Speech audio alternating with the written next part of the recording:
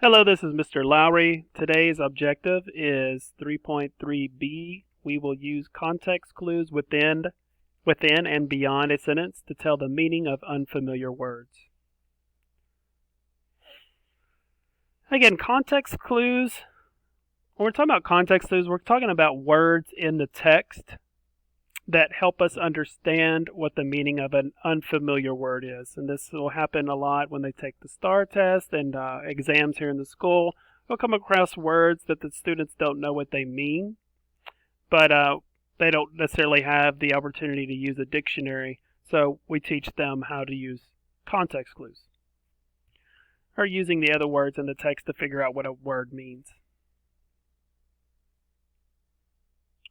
For instance, in this task card here, it says, no one lived in the old house. The paint was peeling and the yard was overgrown. It had been vacant for a long time. So we need to figure out what the word vacant is. And my clues here are, it's a vacant house, the paint is peeling, and the yard is overgrown. So then the word vacant means, is it haunted? I didn't see anything about ghosts. Empty or lonely. I don't think a house can be lonely, but yes, it must be empty because it was overgrown and the paint was peeling. It wasn't being taken care of. So then, in the class I allowed the kids to use the chat, and in this case it is a synonym. Empty, vacant, those are synonyms. Words that have the same meaning. This time it says, please be careful with that vase. It is quite fragile. So then you have to know what a vase is. And if you don't, it would be more difficult. But the vase is something you put flowers in. It doesn't say flowers or anything like that. So it doesn't really help that much. It is fragile, means easily broken. But in this case, you had to use your inference skills. Like if you know what a vase is, that's you're bringing something to the table already. There's something you know. So it's not just the information in the text, but something you also know already. If you know what a vase is, then you would be able to answer that because you know that a vase is usually something that can be broken.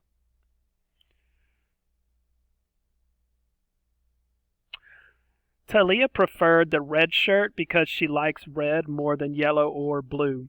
The word preferred means, and then I see the words she likes. So would rather have, washed, or does not want. She likes red more than yellow and blue, so the answer is would rather have.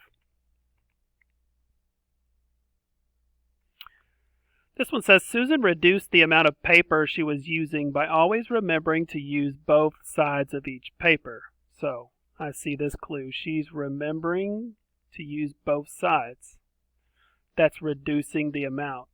So that lets me know she must be using less paper. Here it says the word reduced means increased, decreased, or added to. So again, to be able to answer this one, you would have to know what increased and decreased means.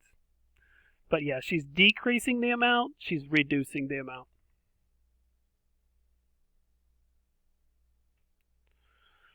Now, instead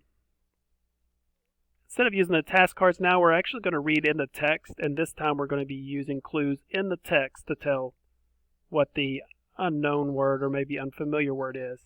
And this time the unfamiliar word is musicians. And it says, many musicians, including drummers and tuba players, play in marching bands. So, musicians, and then it gives us two examples, drummers and tuba players. So, I know here that musicians must mean people who play instruments, and it also says in marching bands. So, musicians, people who play musical instruments like the tuba or the drums. This passage is titled A Life of Music. It says, for some people, music is their life. Performers such as rock stars and band members can earn a living through music. And I wrote the prompt over here. I can use the clues in the text to infer that performers are people who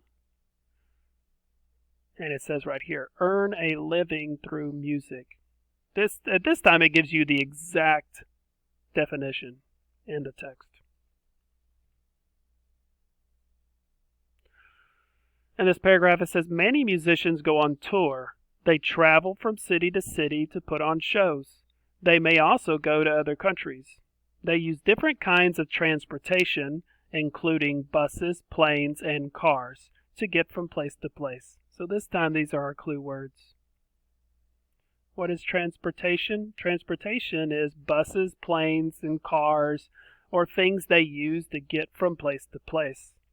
So here, I can use the context clues to infer that transportation means the things that people use to travel from place to place. Here we have the word travel. Or the things that the musicians use to travel. It could be planes, trains. This paragraph says that musicians play at different kinds of sites, such as parks, football stadiums, and theaters. It takes hard work to get ready for a show. The stage must be set up. So sites says I can use the clues in the text to infer that sites means what? And I have my examples there, such as parks, football stadiums, and theaters. So in this case, sites is where the musicians play, where they go to play, or where they go to have concerts. This one is titled Teens and Music. Most young people love to listen to music. Today, teens listen in different ways than their parents did when they were growing up. Today, they use technology, such as cell phones and MP3 players. And the prompt says, I can use the context clues in the text to infer that technology means, and again, my clues are here, such as cell phones and MP3 players. And I'm talking about teens and music, and I was talking about how teens listen to music. So in this case, technology is the things that teens use to listen to music, such as cell phones and MP3 players. This paragraph says, listening today often means using a lot of gear, for example, headphones or earbuds. Some people think the tiny earbuds are not comfortable. They do fit easily in a pocket or backpack, though. So in this case, gear, it gives an example, headphones or earbuds. So I can use the context clues in order to infer that gear means things that people use to listen to music. Again, it's going to be like headphones or earbuds. What they put in their ears to listen to the music. That's what they're talking about in this case, gear. And the last paragraph, young people listen to many different music genres, including rock, pop, and country. A study done in 2010 shows what many people may already know. More young people listen to rock music than country. What is your favorite kind of music?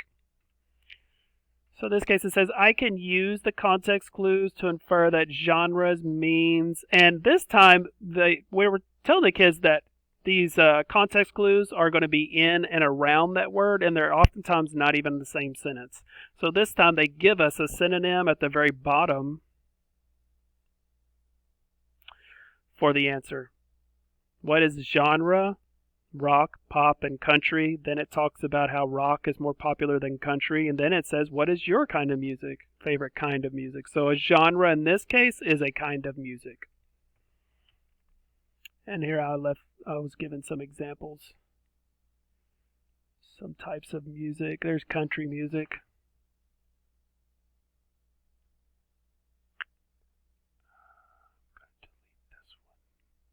Because I had two of that page. There's pop music. I don't know if they recognize any of those pop stars. I'm going to go ahead and go to what they're going to do for their test. Or maybe I should give you some time. If you wanted to try these, you could pause the video and use the context clues to try to find out what the word muzzle means.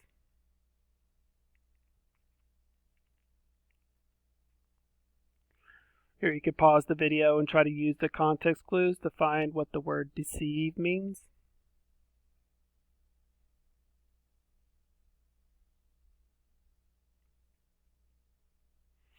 And this one you can use the context clues to find out what the word mobile means.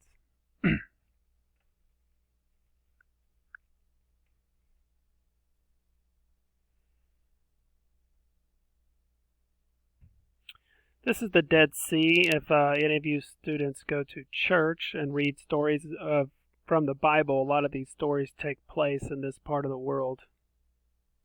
It's called the Middle East. Here we are in Texas. It's over here past Egypt in the north of Africa. And this is a place where it's a very small sea. Water goes in, but it doesn't come out. And what you're seeing actually in this picture is salt. There's so much salt in this water that when people bathe or swim in it, they float really easily. These people are just sitting here floating in the Dead Sea. Then when they go to Google Classroom, it's going to be under reading here. Context clues, the Dead Sea. And please don't forget to type your name. And then if it's multiple choice, you're just gonna use the context clues or words in the text to choose the correct answer. When it gives you a space here, down here, oh, I gave you all multiple choice in almost every one. The last one you're going to answer with a sentence. It says, explain why you think the sea from the passage is called the Dead Sea. So you have to infer, why is it called the Dead Sea? And the information down here at the bottom should be your clue. All right, that's it. Thank you for watching the video. I'll see you next time. Goodbye.